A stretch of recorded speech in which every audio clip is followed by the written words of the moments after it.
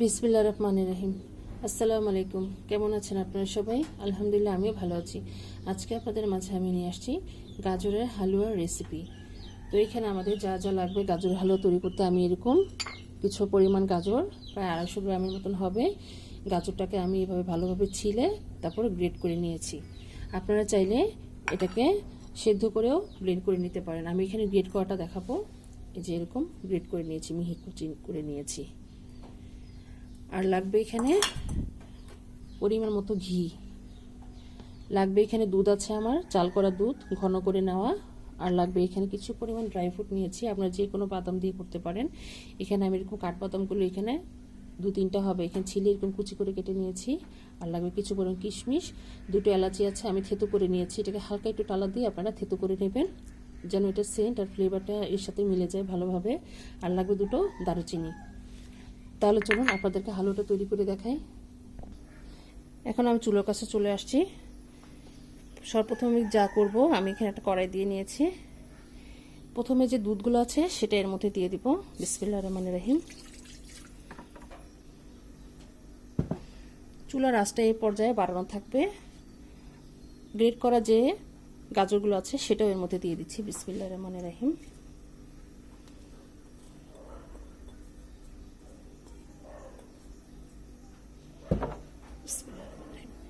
এখন এটাকে ভালোভাবে নেড়ে দেব। আপনারা চাইলে এর মধ্যে সামান্য একটু লবণ দিলে পারবেন, আমি এখানে লবণটা দেব না।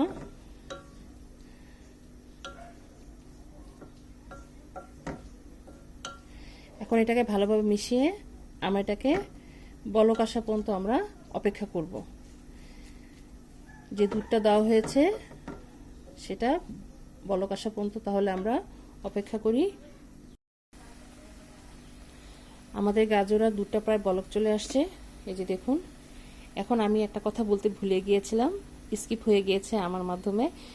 চিনির কথা বলতে আমি ভুলে গিয়েছিলাম। লাস্টে আমরা যে চিনিটা লাগবে, চিনি ছাড়া তো অবশ্যই সম্ভব না হালুয়াটা তৈরি করা, তো আমরা সব শেষে আমরা চিনিটা ব্যবহার করব। এখানে আমার পরিমাপ করে চিনিটা নেওয়া আছে, আপনারা আপনাদের গাজর অনুযায়ী চিনিটা নিয়ে নেবেন। এখানে আমি যে 2টো দারচিনি আছে সেটা এর মধ্যে দিয়ে দিব, আর থেতো করা যে এলাচির গুঁড়াগুলো আছে সেটাও এর মধ্যে দিয়ে দিচ্ছি। আর যে এখানে কিশমিশ আছে কয়েক টুকরা সেটাও এর মধ্যে দিয়ে দিচ্ছি। এখন এটাকে ভালোভাবে নেড়ে আমরা এটাকে ভালোভাবে সেদ্ধ করে নেব। গাজরটা সেদ্ধ হওয়া লাগবে। এই পর্যায়ে আমরা চুলার আঁচটা এখন মিডিয়াম করে রেখেছি, আপনারা এটা মিডিয়াম আঁচে রান্না করবেন।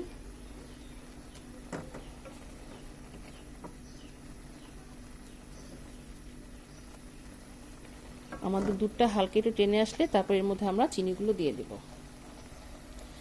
হালুয়ার ক্ষেত্রে সবসময় চুলার আঁচটা কমিয়ে দিয়ে তারপরে রান্না করতে হয়, তা না হলে নিচে পোড়া লেগে যেতে পারে। সময় নিয়ে ধৈর্য সহকারে হালুয়াগুলো তৈরি করা লাগে। যে কোনো হালুয়া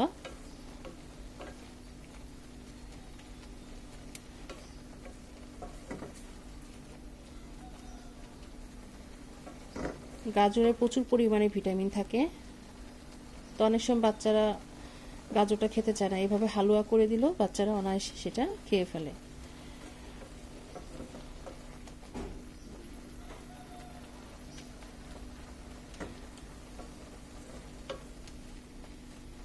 আমাদের দুধটা প্রায় টেনে আসতেছে। এখন এই পর্যায়ে আমাদের যে চিনিটা সেটা এর মধ্যে এখন দিয়ে দিব। বিসমিল্লাহির রহমানির রহিম। চিনিটা দিয়ে দিলাম। এখন এটাকে ভালোভাবে মিশিয়ে দিচ্ছি যেন চিনিটা গলে যায়। চিনি থেকেও এখন কিছুটা পরিমাণ পানি ছাড়বে, সেই পানিটাও আমাদেরকে শুকিয়ে নেওয়া লাগবে। দেখুন মোটামুটি ভালো পরিমাণে পানি ছেড়েছি, যে দেখুন এই পানিটা থাকা যাবে না।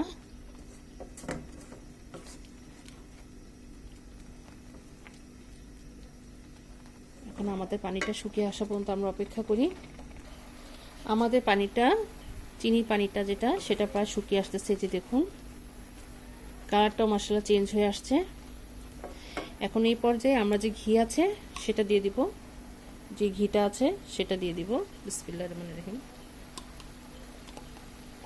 আমি এখানে 1 চামচ ভরে ঘি দিয়ে দিচ্ছি।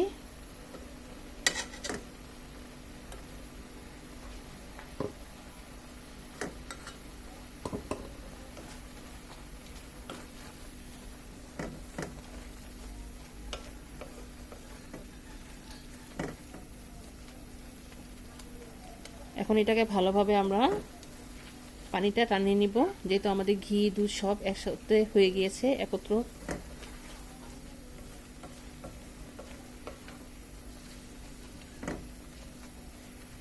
এটা পানিটা প্রায় শুকিয়ে আসছে।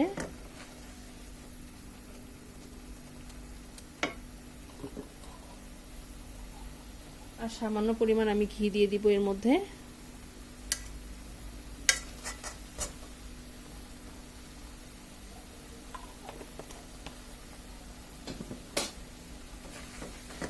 এটাকে এখন ভালোভাবে নেড়ে চেড়ে দিচ্ছি যেন পানিটা শুকিয়ে যায়।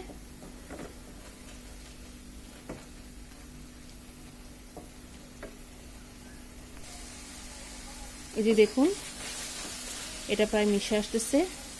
এখন এই পর্যায়ে লাস্ট আপনারা দিলেও পারেন, আবার না দিলেও হবে।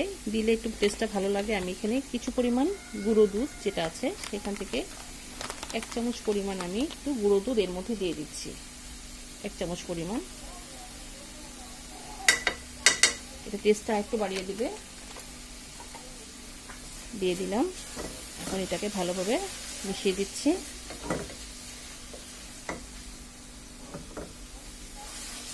এই যে দেখুন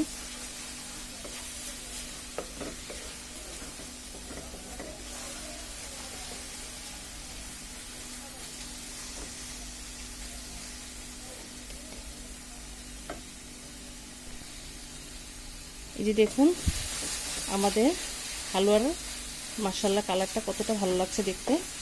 এই দেখুন মাশাআল্লাহ একটা জুসি জুসি ভাব আসছে। এই যে দেখুন মাশাআল্লাহ করে।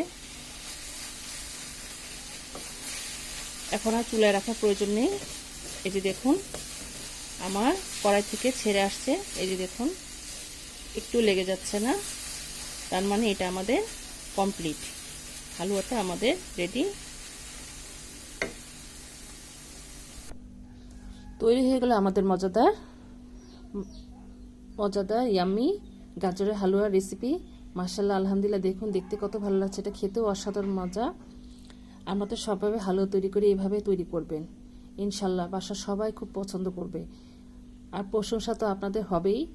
এভাবে তৈরি করে দেখবেন ইনশাল্লাহ আপনাদেরটাও আর মজা হবে। তো আমার এই গাজরের হালুয়া রেসিপি আপনাদের কাছে কেমন লেগেছে আমাদেরকে অবশ্যই কমেন্ট করে জানাবেন। আর আমার জন্য দোয়া করবেন আমি যেন আপনাদের মাঝে আরও রেসিপি নিয়ে আসতে পারি। তো আজ এই পর্যন্তই। আপনারা যে যেখানে আছেন ভালো থাকেন, সুস্থ থাকেন। আল্লাহ হাফেজ।